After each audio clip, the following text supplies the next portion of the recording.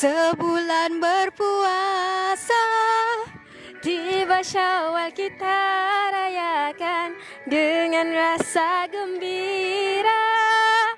Anak muda di rantauan semuanya pulang ke desa. Ibu dan ayah keriangan bersyukur tak terkira. Bertukar senyuman dan salam, ziarah menziarahi. Tutur dan kata yang sopan, saling memaafi. Suasana hari raya walaupun mana memberikan ketenangan dan mententeramkan jiwa.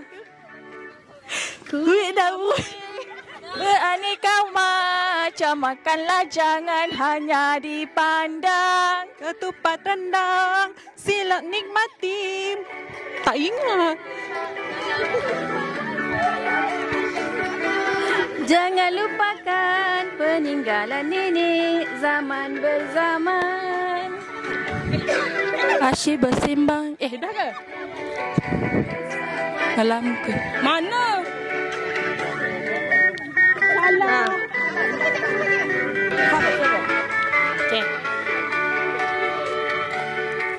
Berlalulah sudah Ramadan, sebulan berpuasa. Tiba raya kita rayakan dengan rasa gembira. Anak muda dan kawan semuanya pulang ke desa.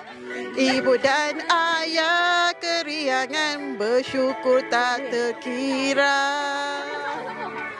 Kuih dan muih beraneka macam, makanlah jangan hanya dipandang.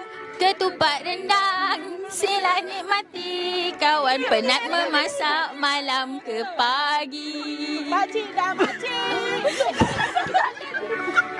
Kali ni zaman berzaman, asyik bersembang aci dan maci. Hai duit raya bila teri.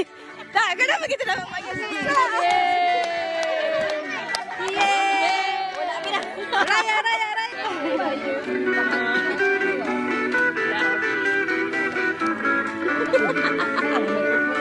Tak suka nyanyi pula.